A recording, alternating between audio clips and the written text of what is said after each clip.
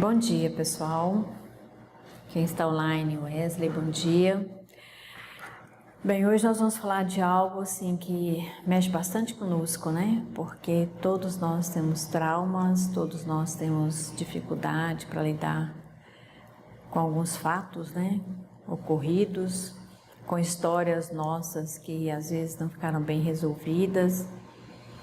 E todos os dias, né, nos nossos postos de saúde, redes sociais, televisão, a gente sempre encontra algo que impacta bastante com as nossas emoções, né? Tanto que eu falo muito com os meus colegas de trabalho que psicólogo também precisa de psicoterapia. E hoje não é só o psicólogo não, todos nós da área da saúde, de alguma forma precisamos prevenir a nossa saúde, né? A nossa saúde emocional, para que nós tenhamos condições físicas e principalmente psicológicas de tratar, de conversar, de ter contato com os nossos usuários. Porque a cada fato, a cada consulta, a cada conversa terapêutica, nós vamos descobrindo quanto as pessoas estão respondendo hoje pelos desequilíbrios e transtornos mentais, o tanto de traumas que sofreram no passado e que não conseguiram naquela época resolver, né? E isso assim, quando eu me propus a falar desse tema, eu tive que rever, né, muitas coisas e é um impacto muito grande, né? Sempre nós vamos ter essa dificuldade em lidar com esse assunto, porque é o que mais temos nas redes sociais hoje, é isso.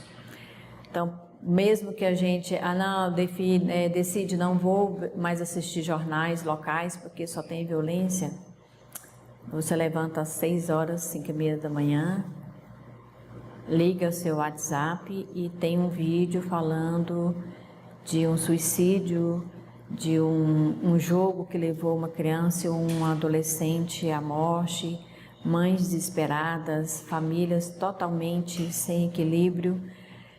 E aí eu fico me perguntando o que nós podemos fazer para minorar, né? Diminuir esses sofrimentos que são muitos.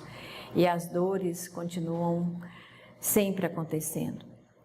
Então, assim, é um rever de atitudes, é um reanalisar constantemente das nossas atitudes e posturas frente às crianças que hoje chegam até nós, para que a gente tenha a condição de auxiliar para que daqui 40, 50 anos elas não estejam nos consultórios, nos manicômios, nos CAPSs, quanto hoje nós temos tanto adultos que chegam até nós com essa condição. E o que é mais difícil de lidar é que a nossa rede não suporta, né? Não tem o suporte necessário e não suporta o grande número de pessoas que chegam até nós e nós não temos grandes saídas para solucionar, para auxiliar nesse sentido. Então nós temos que trabalhar o tempo todo com prevenção dessas crianças e dos adolescentes e acolher com o melhor que nós possamos os adultos, né, os idosos que estão chegando até nós totalmente transtornados, desequilibrados e com uma dificuldade muito maior de um tratamento psicoterápico, de uma escuta terapêutica e de um auxílio para essas pessoas. Então essa gravura que eu coloquei, né, como parte inicial, quantos de nós já vimos essa cena? Quantos de nós já presenciamos? Porque é um fato corriqueiro. E se não fomos nós, pelo menos parentes muito próximos a nós teve essa cena. E são cenas que a criança vai carregar pelo resto da sua vida. É claro que tem pessoas que vão lidar melhor com isso, né? vão conseguir se reestruturar, mas a grande maioria não. Tanto que nós temos, né, essa frequência tão alta nas nossas conversas. Então vamos falar de traumas, né? Nós temos traumas aí definido aí pela parte da medicina como um trauma físico, psicológico, traumas que aconteceram por um acidente físico, pelo um acidente automobilístico, por um trauma encefálico, e aí nós vamos ter traumas, uma lista imensa, né, de consequências sofridas nesses traumas. E que tanto um quanto o outro, uma definição de trauma físico e trauma psicológico, vão alterar o curso normal da saúde. O que nós entendemos por saúde hoje, né? O bem-estar biopsicossocial e espiritual. E nós estamos numa sociedade em que todos nós, em algum momento, vamos ter uma alteração em alguma dessas possibilidades, né? Dessas grandezas biopsicossocial, econômico e espiritual. E o mais interessante é que quando nós recebemos as pessoas nos nossos postos de saúde, ou que nós vamos fazer uma visita domiciliar, não raro nós vamos encontrar com todas essas instâncias comprometidas.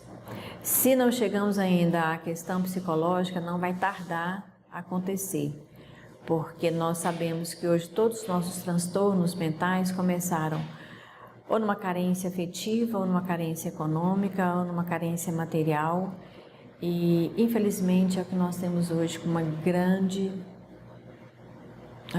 quantidade, né?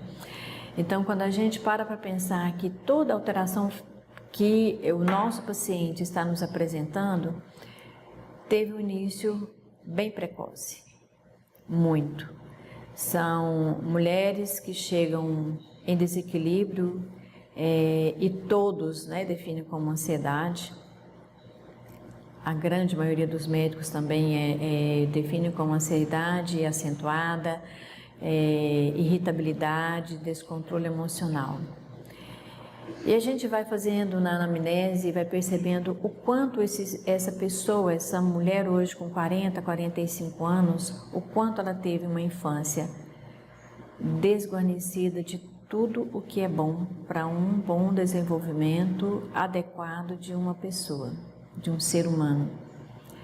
Então nós vamos receber mulheres sufocadas em todas as suas manifestações de afeto.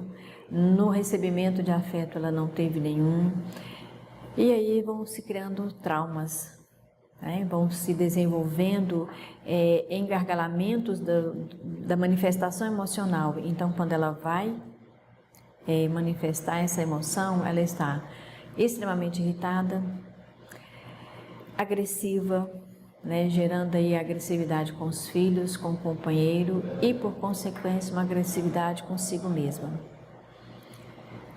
Então, todos os dias nós estamos recebendo pessoas nessas condições. E aí a gente chega a uma conclusão de o que nós podemos fazer, como é que nós podemos fazer. Isso vai levando a nós refletirmos sobre as nossas atitudes, até no nosso preparo emocional também para ouvir essas pessoas, porque elas precisam ser ouvidas, muitas com encaminhamento até jurídico, encaminhamento policial, e aí a gente vai tentando se manter íntegro e inteiro para poder absorver essas pessoas. E muitas vezes nós temos uma dificuldade muito grande, até porque nós somos gente também, né? E muitos de nós passamos por alguns traumas que tivemos que elaborar e resolver de uma forma que a gente consiga ajudar o nosso próximo. Então, cada um de nós vamos lidar de um jeito diferente com as nossas dores. E cada um de nós vamos acrescentar o sofrimento que nós estamos sentindo. Porque dor é um processo, sofrimento é um outro. Mas isso é uma outra história, né? Talvez um dia a gente fale aí em dor e sofrimento. Então, quando nós falamos de trauma físico, nós referimos a um tipo de lesão ou ferida, né? É uma sequela orgânica, uma sequela física. E o que é mais importante da gente compreender e estudar sempre é que o trauma físico, ele é uma sequela visível, ele é concreto. O trauma psicológico, ele não é visível, então passa para a maioria das pessoas que convivem com o vitimado como: isso é frescura, isso é falta do que fazer, isso é falta de Deus. E aí as pessoas não entendem que esse sofrimento existe e que o trauma se instalou.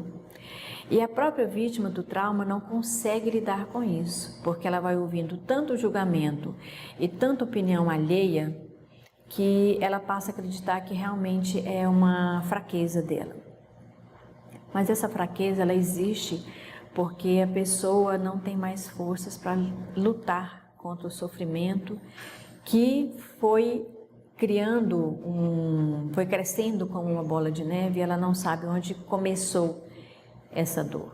Ela sabe que é uma dor que foi causada e as dores foram se multiplicando e os sofrimentos mais ainda. E aí chega um momento que a pessoa não sabe o que ela vai fazer, porque ela não sabe onde dói. Então, as dores físicas ocasionadas pelas dores psicológicas, pelo sofrimento psicológico, é difícil de medir, porque é algo invisível. É como as pessoas que têm dor crônica e os outros pares, os seus pares, não acreditam que ela realmente tem um sofrimento crônico. Então, nós precisamos estar sempre preparados para lidar com essas demandas que chegam até nós, e tem hora que fica difícil, até porque a própria vítima de todas essas dores e sofrimentos não sabe verbalizar o que acontece com ela. Como as crianças hoje sofrem dessas experiências dolorosas, angustiantes e críticas. Então eu dizia que não adianta a gente dizer para a criança o que é certo e o que é errado.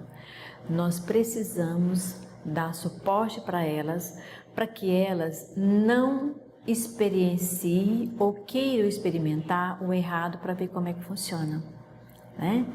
Nós não precisamos utilizar drogas para dizer que a droga faz mal. Mas não adianta a gente só dizer para a criança que ela não pode aceitar qualquer coisa, qualquer pacote, qualquer presente que seja suspeito, se nós não estamos presentes na vida delas com afeto, com carinho, com suporte egóico, Como dizia nosso famoso Freud, o suporte egóico, o suporte de carinho, o suporte de atenção, o suporte para tirar as suas dúvidas. Então, os traumas psicológicos podem ser muito mais difíceis de curar que os traumas físicos. Até porque os traumas físicos, eles podem gerar um trauma psicológico.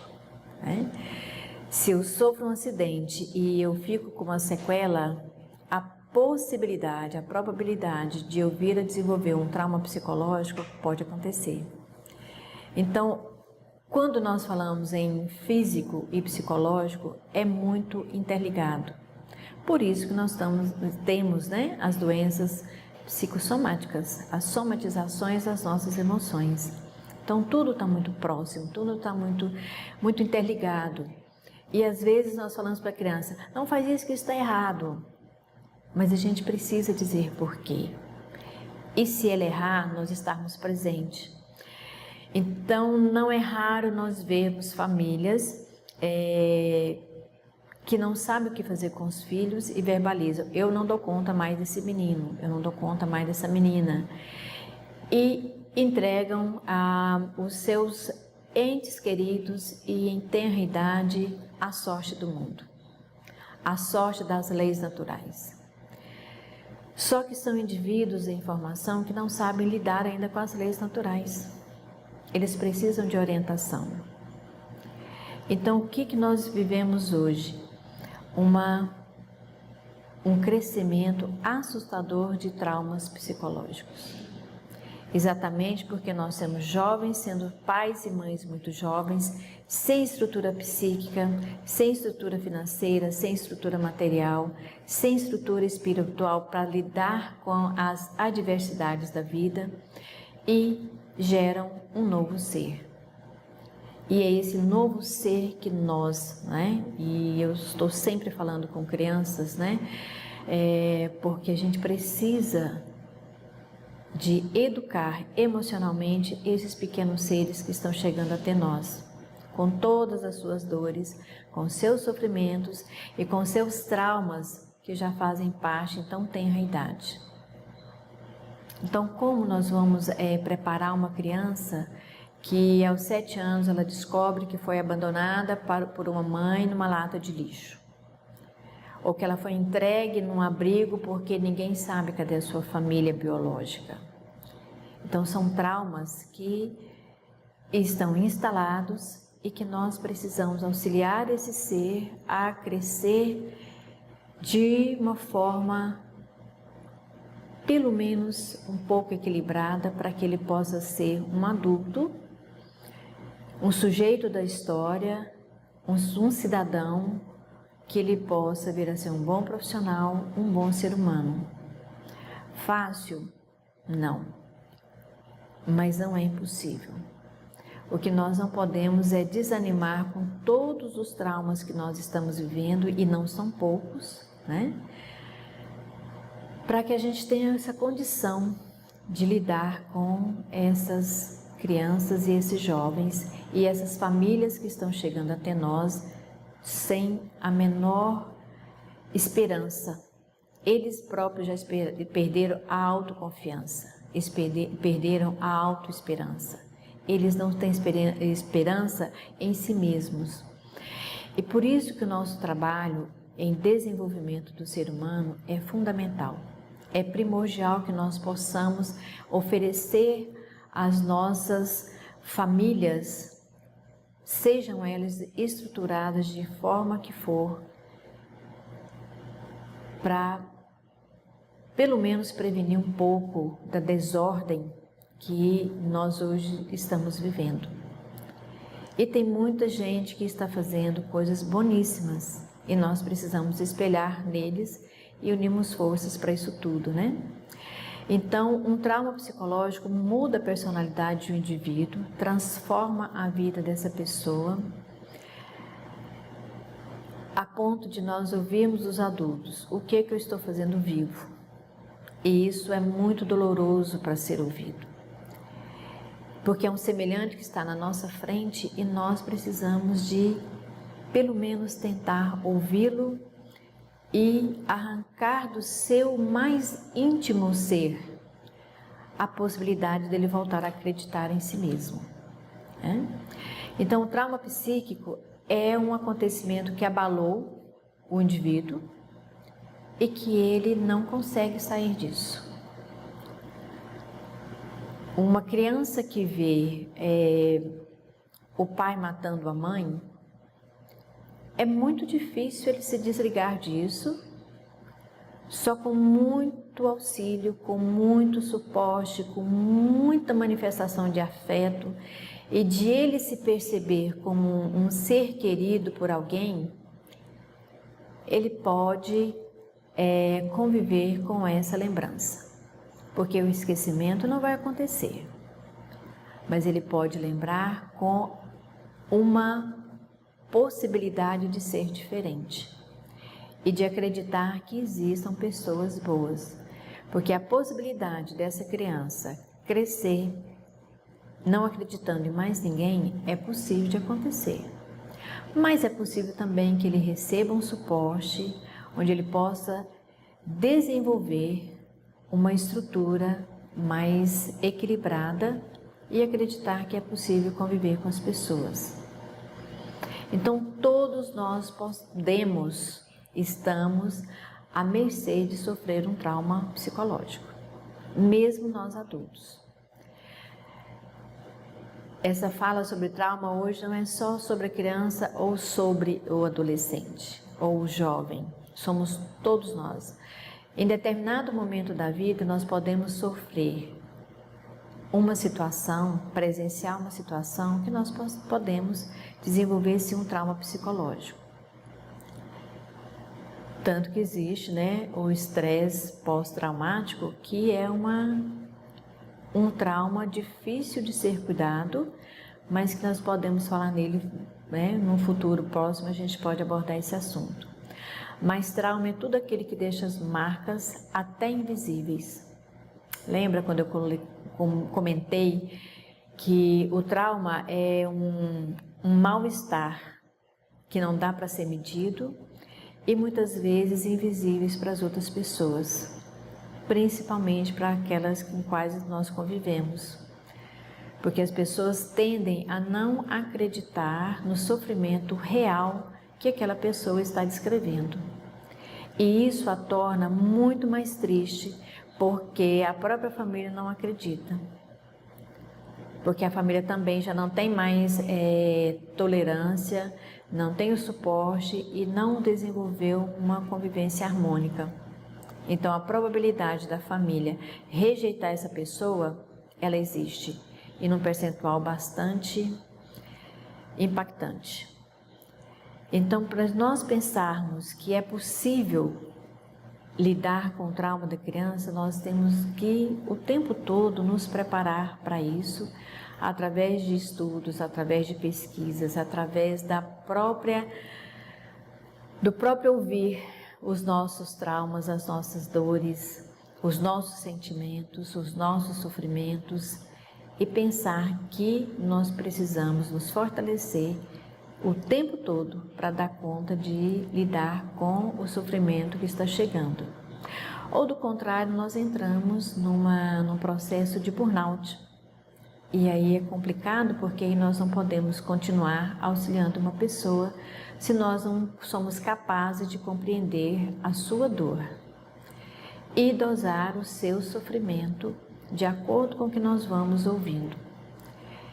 Então nós temos que nos proteger das nossas dores, nos ouvindo e nos fortalecendo para não julgarmos ou avaliarmos uma dor e um sofrimento e não sermos capazes de auxiliar. E olha que isso não é um fato esporádico. Nós temos vários colegas hoje que não conseguem lidar de uma forma adequada e estruturada com o sofrimento que chega até nós. Mas precisamos, inclusive, ajudar esses colegas que têm essa dificuldade. Então, o trauma ele pode gerar crises de pânico, ele pode gerar ansiedade e tantos outros transtornos que nós passaríamos aqui um dia listando. E cada qual com as suas consequências, cada qual com uma manifestação diferente, o que torna para nós hoje um diagnóstico difícil. Então hoje nós temos que ouvir o paciente, ouvir o usuário de uma forma tão ampliada, porque cada pessoa é uma descrição diferente, é uma manifestação diferente para um mesmo trauma sofrido. Isso exige de nós constante estudo, constante conversa, constante discussões multiprofissionais, até para a gente perceber a pessoa como um todo. Às vezes temos essa dificuldade, até por uma estrutura física da unidade de saúde, por uma estrutura da própria equipe desfalcada de recursos humanos, mas nós temos que nos preparar, inclusive, para essas demandas, Porque todos nós vivemos com possibilidades de sofrimentos sempre, E o que é interessante a gente observar nas queixas dos nossos pacientes? E isso os médicos nos auxiliam bastante, Porque o primeiro lugar que o paciente vai chegar no médico. Ele vai descrevendo as suas dores físicas, até a gente perceber e chegar até nós, profissionais da psicologia, da assistência social, para a gente perceber e entender que a sua dor de estômago não é só de fome, porque não tem a comida em casa, não tem alimentação. Mas a falta dessa alimentação já chegou a tal ponto de gerar uma somatização do seu sofrimento psicológico em função dessa falta de alimentação. Então a gente tem que observar e perceber o ser humano como um todo, né? Como um ser que traz toda a sua história, toda a sua bagagem, passada e presente. Porque até o momento que ele chega numa consulta, tem uma história de sofrimento e de dor muito antiga. Então, quando o paciente chega na nossa frente com uma queixa, essa queixa tem pelo menos uns 20 anos. Até ele se dar conta de que ele não suporta mais e aí procura ajuda. Então, por que o nosso trabalho de prevenção é importante? Para que as pessoas comecem a perceber, bem no início, o que é que afeta a sua estrutura de personalidade, o que é que afeta o seu estar no mundo, o que é que afeta as suas relações consigo e com o próximo. Quando as pessoas verbalizam, nem eu me aguento mais, é porque ela já destruiu ou não construiu nenhum laço, nenhuma convivência com nenhum outro par. E nesse par está circunscrito todo o seu ciclo familiar, todo o seu ciclo de comunidade. E para que a gente retarde ou diminua o número de adultos que chegam na nossa frente e verbalize essa frase, nem eu me suporto mais, e aí está nas entrelinhas dessa fala uma ideação suicida, a gente precisa ouvir mais as nossas crianças e os nossos jovens. Quando o processo de ansiedade toma conta de uma criança e de um jovem, vamos ouvi-lo para saber o que é que está acontecendo. Por que essa ansiedade? Porque esses ataques de pânico que já estão iniciando muito mais cedo na vida do indivíduo. Até pouco tempo era normal, né? Ter ataque de pânico na vida adulta. Hoje nós temos ataque de pânico em crianças muito pequenas e que aí não sabe expressar os seus sentimentos, né, as suas dores, até que se manifeste num nível que a família entenda que precisa de ajuda, já se instalou algum sofrimento e nós precisamos estar aptos para lidar com essas dores, né? Então, as alterações físicas mais comuns, úlceras, palpitações, aí vai todo mundo para o médico achando que está com pressão alta. Na verdade, pode acontecer mesmo. Recentemente entrou no nosso consultório um adolescente de 16 anos com uma alteração de pressão arterial assustadora. Que a mãe entrou em preocupação e levou o médico por uma pressão 17/13. Por um processo de ansiedade que começou aos 12 e que só agora manifestou. E aí, como teve a manifestação física, aí a mãe levou para o médico. Resultado, psicólogo. Então, nós precisamos de perceber nos nossos grupos de fala, né, de esclarecimento, como estão as famílias. Não raro, avós chegam para nós com netos, porque são as avós que cuidam dos netos, né, para as mães trabalharem, ou que até assumiram a responsabilidade de criar esse neto, porque a mãe, né, se ausentou. Então, sempre que nós estivermos nos nossos grupos, pergunte como está a família, como é a sua família. Porque às vezes até numa fala do programa de hiperdia, nós vamos descobrir muitas alterações físicas em função de uma estrutura familiar que não está bem.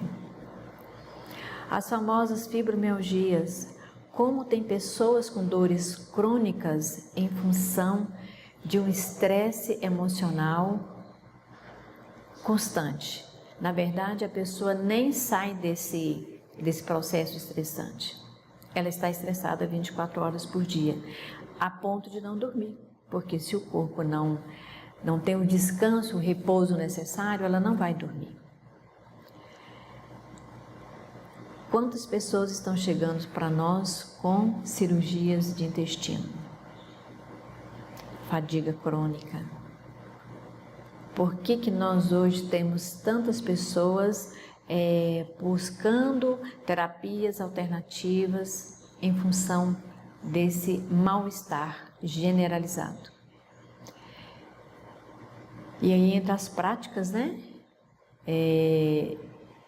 De meditação, de orientação de respiração, de alongamentos. Então, tudo isso faz parte de uma saúde que a gente precisa, inclusive, trabalhar com as nossas crianças.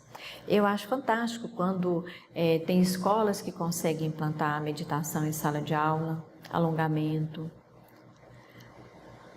Agora mesmo conversava com uma pessoa que as crianças hoje estão estressadas, elas estão cansadas. Tantas atividades que nós colocamos para elas fazerem, ou o quanto da ansiedade nossa de adulto nós transferimos para a criança. Se a gente voltar lá na nossa gravura inicial, o sofrimento da criança ao ver o pai ingerindo uma bebida alcoólica. E isso vai pela sua vida. Então, essa criança, a probabilidade dela ter desatenção, irritabilidade, dificuldade de concentração, dificuldade na escola, dificuldade de relacionamento, é 100%. Então, nós precisamos nos atermos às nossas famílias, como é que elas estão, e encaminhar para auxílio, se nós não conseguimos auxiliar, encaminhar para quem possa auxiliar, despertar nessa pessoa, inclusive, a necessidade dela se cuidar, porque muitas pessoas que nos procuram não têm essa consciência. Então, até falamos já no psíquico, né, da irritabilidade, da agressividade, e isso são em gestantes, em idosos, pré-idosos, né? As pessoas estão entrando na faixa de 40 anos extremamente irritadas, desacreditadas de si mesmos, num processo de ansiedade enorme, caminhando para a depressão. Então, antes que isso, né, se instale, todo esse mal-estar se instale, precisamos alertar as pessoas disso. Além do social. Tem pessoas que hoje estão desempregadas porque perderam o trabalho, porque não se viam em condição de trabalhar. Porque as empresas querem lucro, querem produto, querem produção, e aí as pessoas não conseguem fazer isso. Não raras as pessoas se isolam e vão procurar o alcoolismo como uma rota de saída do sofrimento. E aí começam todos os conflitos que já eram primeiramente intrapsíquicos e agora são extra. Porque o que não cabe dentro de mim, eu vou para o meio externo. Então, se eu tenho angústia que eu não suporto mais, alguma coisa vai acontecer na minha relação com o meu próximo. Se eu tenho um sofrimento que não cabe mais dentro de mim, eu tenho que extrapolar de algum jeito. E aí, por isso, as pessoas acabam indo todas para isolamento, para apatia, para alcoolismo, para o sofrimento generalizado. Então, precisamos observar alguns aspectos muito importantes. Revivência do trauma. Tem pessoas que elas não se desligam do fato. Elas ficam revivendo. E não é porque gostam de sofrer. Já ouvi muito isso, né? Ah, você gosta de sofrer, você fica revivendo o passado. Mas as pessoas não conseguem sair disso sozinhas, elas precisam de ajudas. Elas sonham, elas têm pesadelos. Ou inconsciente, elas acabam procurando situações ou entrando em situações que vão reviver o mesmo trauma. E muitas vezes elas não são compreendidas por essa fraqueza momentânea por qual estão passando. As pessoas vivem em o extremo estado de excitação. Então, tudo elas estão muito ansiosas, muito aceleradas. E muitas vezes nós não conseguimos chegar no fato nas primeiras conversas, nas primeiras consultas, porque a própria pessoa não traz isso. Recentemente atendi uma pessoa que ela só conseguiu verbalizar um fato que aconteceu aos 12 anos depois de 6 consultas. Primeiro, a pessoa precisa se perceber. Segundo, ela precisa desenvolver um sentimento de confiança para conosco profissionais. Até porque o cuidado que nós temos que ter com o paciente é muito grande. E não raro nós vamos encontrar colegas que às vezes discutem ou fazem alusão a um determinado caso sem o devido cuidado, sem a devida privacidade. Então nós precisamos de sermos empáticos. Nós não precisamos viver a dor ou o sofrimento do outro, mas se colocar no lugar do outro e sempre nos perguntarmos: se fosse eu, o que eu faria? Como é que eu estaria me sentindo? Já coloquei várias vezes e sempre falo, né?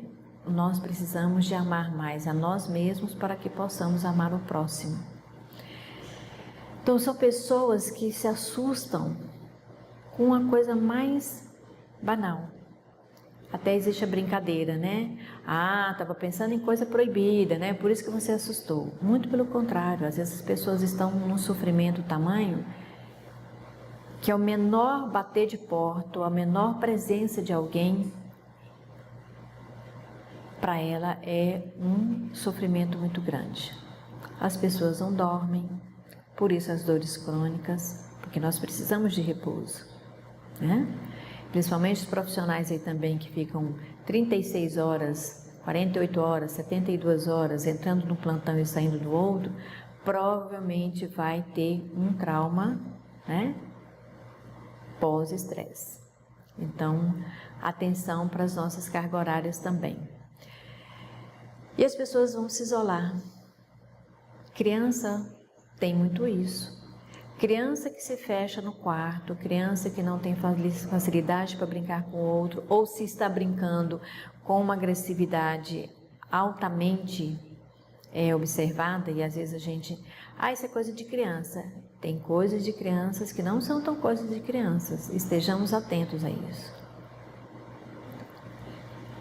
Nós precisamos saber o que são comportamentos da infância aceitáveis dentro de um padrão e outros que não são aceitáveis, que estão fora do padrão. Criança que briga o tempo todo com a outra porque é coisa de criança, alguma coisa não está bem. Crianças que preferem ficar sozinhas do que conviver com o outro não é um bom sinal e precisa ser investigado.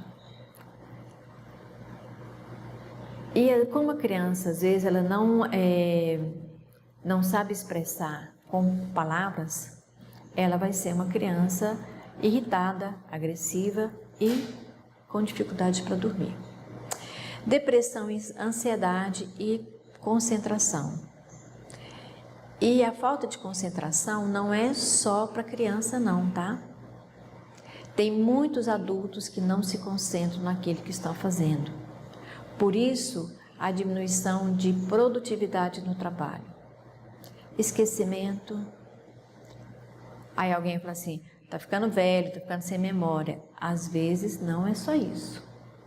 Não é uma questão de desgaste neurológico em função da idade. Nós temos jovens que também se esquecem facilmente das coisas. Porque o sofrimento traumático está ocupando a mente. Inclusive tem estudiosos, tem pesquisadores que dizem e que afirmam que o nosso sofrimento traumático, ele está a nível neurológico. Ele precisa ser tratado neurologicamente. Tanto que muitas pessoas precisam de uma intervenção medicamentosa, não só da psicoterapia, não só do aconselhamento, não só da convivência em grupo. Ela precisa de medicação. Então a gente precisa respeitar, inclusive, prescrição médica. E todos os traumas, eles são adubo, eles são raiz, eles são sementes para muitos transtornos. Então não queiramos tratar só o momento. Vamos entender o que está na raiz do problema. Muitos transtornos obsessivo-compulsivo têm como história abuso sexual, seja em qual fase da vida, né? Então o trauma, ele compromete toda a nossa estrutura, tanto psíquica quanto física. Sempre nós vamos ter transtornos depressivos, transtornos de comportamento, transtornos emocional, porque nós somos únicos. Nós não temos como nós separarmos o corpo, o físico do mental. O sofrimento físico vai desencadear um transtorno mental, com certeza. Lembrando que cada indivíduo é um indivíduo e tem pessoas que vão lidar de um jeito diferente de outro com a mesma história que aconteceu. Porque nós temos a nossa estrutura inata. Então, nada de comparar irmãos, nada de se comparar com outras pessoas, porque nós sabemos que quanto mais comparação, maior o sofrimento e maior o desenvolvimento de outras doenças. Então, nós precisamos nos ater que cada indivíduo é um indivíduo único. Cada um tem a sua história, a sua bagagem e cada qual vai se apresentar de uma forma de acordo com o que ele dá conta de lidar. Tem pessoas que assistem a um acidente e que não tem nenhum problema. Tem outras pessoas que provavelmente vão manifestar comportamentos, inclusive de insônia, né, de falta de apetite. Então, sempre que tiverem alguém por perto com insônia ou falta de apetite, já é um bom indício de uma consulta médica e psicológica, né? Estejamos atentos para isso.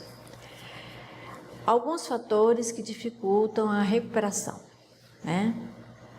Porque às vezes nós, na nossa vontade de querer auxiliar, de querer ajudar e fazer com que a pessoa saia desse sofrimento, elas não respondem como nós gostaríamos que respondessem, até porque a história é dela, né? Não adianta nós querermos colher um resultado de acordo com a nossa expectativa, mas a expectativa do próprio paciente. Então, a idade, quanto mais adulto, mais difícil, né? Porque já sedimentou, já tem outras histórias envolvidas. A intensidade e o tempo de duração da experiência. Isso também é um fator significante na recuperação da estabilidade emocional. Sensação de impotência que a pessoa sentiu. E aí entra a questão da criança. A criança ela não sabe se defender e muitas vezes ela não pode nem contar que ela sofreu um trauma ou uma situação que a traumatizou. E isso faz com que o indivíduo se desenvolva sem a autoconfiança, sem perceber que ele tem condição de sair dessa situação, tamanha a impotência que ele sentiu.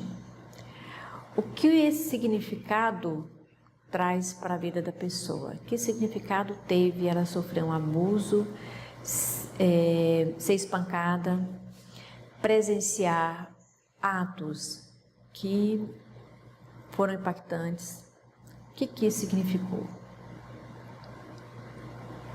E às vezes a pessoa ela não consegue sair desse processo, ou ela pode acontecer o contrário. Ela se acha tão forte a tal ponto de não comentar com ninguém, não contar para ninguém, só que em determinada época, onde ela se sinta fragilizada por um outro acontecimento, esse fato guardado e represado durante anos pode vir com uma força muito maior. E todos os dias nós temos um caso nesse sentido.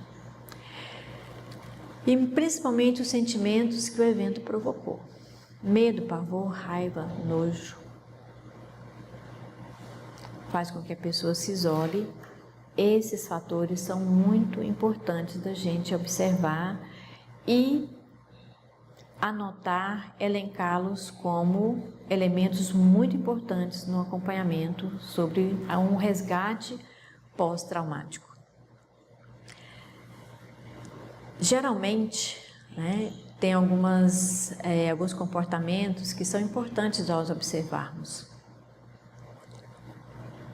principalmente no parente do paciente que chegou para nós, que são os problemas de trabalho, afastamento, excesso de atestado médico, excesso de ausências sem justificativa,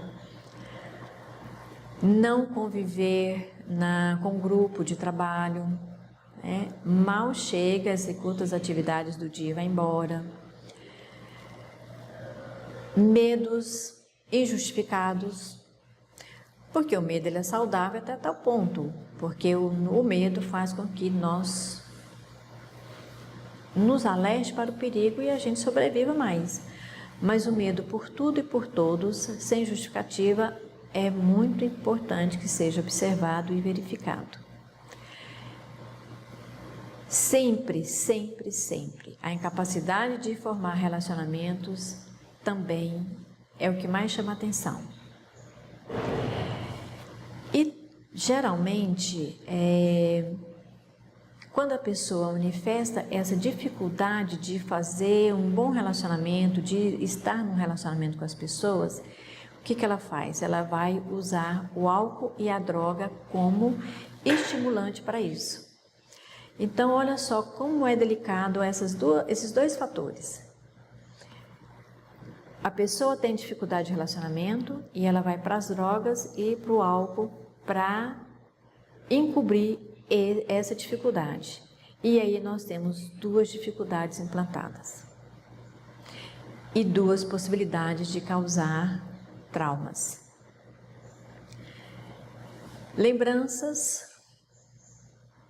Sempre as pessoas estão voltando no fato ou comentando alguma coisa, ou se algum outro acontecimento ou notícia que tem uma pequena semelhança com o fato sofrido. Então é bom que nós estejamos observando isso dos nossos pacientes. Olha só, as crianças e os adolescentes, É uma outra lista enorme também que os pais, os cuidadores, as famílias trazem para a gente. 100% da queixa é quando a escola vira para a mãe e diz: nós não queremos mais essa criança porque a gente não consegue lidar com ela. Duas dificuldades. A criança se comporta desse jeito porque alguma coisa aconteceu e ela não consegue verbalizar. O que é sobrecarregado por não ser aceita na escola. E aí fica um trauma 2 vezes reforçado. Então vamos verificar o que está acontecendo com essa família. Onde está o problema? Várias vezes nós já colocamos, quando a gente começa a atender uma criança e um jovem, um adolescente, podemos voltar na família, porque lá é o início, é a raiz do problema. E muitas vezes nós temos que trabalhar nos grupos a questão familiar, para diluir, às vezes, um problema que nós não conseguimos atender individualmente, né? Mas aí tem os parceiros que nós podemos encaminhar e até orientar essas pessoas. Medos, ansiedade, depressão, até porque a criança e o jovem, ele não tem essa facilidade para expressar, então ele vai se comportar isolando ou agredindo. Os 2 extremos existem. Ele entra em depressão e se isola, ou para não se isolar ele é agressivo. Agressivo com os grupos, agressivo na escola, agressivo em casa. Evitam qualquer tipo de relacionamento. Até falamos disso, né? Perda de apetite, sono agitado ou não dormir. Crianças que não conseguem dormir, quando dormem são agitadas. Um outro fator que até nem coloquei aqui, mas vale ressaltar. Aumento de temperatura de forma inesperada. Febre. Tem crianças que apresentam febre sem nenhuma alteração física ou orgânica. Estejam atentos a quando as mães, quando os cuidadores dizem que as crianças têm febre sem explicação. Isso também é uma manifestação que deve ser levada em conta. Sobressaltos são sustos, que nós já falamos aqui na questão do adulto, que também aparecem nas crianças e nos jovens. Então, a grande preocupação que nós temos que ter em orientar as famílias é exatamente nesse isolamento da criança e do jovem, onde eles encontram a saída para as redes sociais, pelas redes sociais.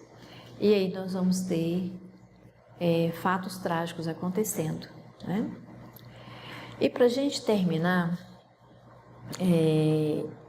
eu quis colocar aqui o papel do psicoterapeuta, mas terapeutas somos todos nós, Tem a diferença do terapeuta com o psicoterapeuta. Terapeutas todos nós somos. E a partir do momento que nós estamos numa intervenção terapêutica, nós temos o papel e a responsabilidade de ouvir, de escuta mesmo, de escutar a queixa do paciente, sem pré-julgamento ou sem uma avaliação não profissional, porque a avaliação do senso comum ele já tem. Ele já tem da família, ele tem da comadre, ele tem da vizinha do lado esquerdo, da vizinha do lado direito, da vizinha que varre a calçada, varre a porta todas as manhãs, isso ele já tem. O que ele precisa naquele momento é uma orientação profissional, é uma ajuda profissional. Então, o papel do psicoterapeuta e de todos os terapeutas que somos é auxiliar no desenvolvimento ou descoberta da resiliência que todos nós temos. E às vezes o sofrimento ele é tamanho que a pessoa não sabe dizer onde começou a sua dor. Onde foi que aconteceu um fato que a levou a esse sofrimento tamanho, que aos olhos dos outros parece exagerado, mas é o sofrimento que ela tem, que ela manifesta. Às vezes as pessoas dizem para nós: eu tenho uma dor que eu não sei onde ela começa. E não sabe mesmo, porque essa dor ela pode ter um passado recente, um passado antigo, e pode ser uma dor generalizada. E a nossa escuta é para isso. E o objetivo da terapia é fazer com que o indivíduo volte a expressar e entrar em contato com suas emoções, seus afetos, e que ele perceba que aquele medo ou aquele modelo psicológico construído na infância não tem mais utilidade nos dias atuais. É uma tarefa difícil para o sujeito que traz a queixa e para nós chegarmos a esse diagnóstico e um prognóstico. Às vezes o prognóstico não é fácil de fazer. Até porque cada um que chega na nossa frente vai lidar de uma maneira diferente com as orientações, com o aconselhamento, com o que nós temos para te oferecer enquanto orientação, enquanto apoio, enquanto suporte. Porque nós sabemos que a maioria das pessoas, quando procura uma ajuda terapêutica, seja ela em qualquer sentido, elas querem um resultado imediato para saírem daquele sofrimento. Mas nós temos que levá-la a perceber e a reconhecer que o único responsável pelo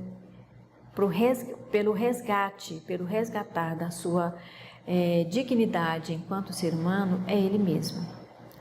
E é uma tarefa um tanto quanto difícil. Ouvir de uma pessoa: doutor, é muito difícil eu perdoar minha mãe. A gente sabe que é muito difícil, mas a gente sabe que é auxiliando, ouvindo, orientando, fazer com que ela resgate essa dignidade interior é que vai fazer com que o seu sofrimento de não perdoar, mas sente culpa por esse não perdão, é que vai ser possível melhorar a sua saúde física e psicológica. Então, todos nós, possíveis de sentirmos traumas, temos que nos alertarmos para isso, até porque nós não sabemos como nós reagiríamos frente a uma situação que a gente perdesse o controle emocional. Então, que nós sejamos ouvidos de ouvir, olhos de ver, e que a nossa capacidade técnica, que o nosso conhecimento técnico seja muito importante e que a gente esteja atento para ajudar a essas pessoas, prevendo que é possível que elas voltem a ser felizes e prevenindo para que a sua saúde não piore. Só para a gente repensar o nosso papel enquanto terapeutas que somos, né? O olhar e a escuta qualificada e especializada que nós temos que ter com todos os nossos pacientes, porque antes deles serem pacientes, eles são os nossos semelhantes. E nós não sabemos quando é que nós vamos ter contato com uma situação onde nós percamos o controle emocional e venhamos a sofrer um trauma. Então, o processo de escuta, o processo de olhar sem julgar, sem uma avaliação do senso comum, é uma tarefa muito difícil, mas é possível. Por isso que nós somos técnicos de saúde, por isso que nós temos o preparo, por isso que nós temos o conhecimento, para que a gente ofereça para essas pessoas as condições de resgate do seu próprio eu, da sua própria capacidade e habilidade de estar no mundo. Porque todos nós temos uma essência divina até de estarmos no mundo. Então, que essas pessoas possam ver em nós a possibilidade desse resgate.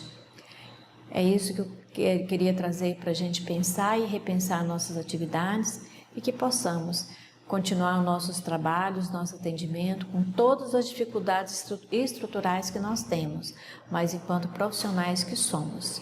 Muito obrigada, tenha um bom dia.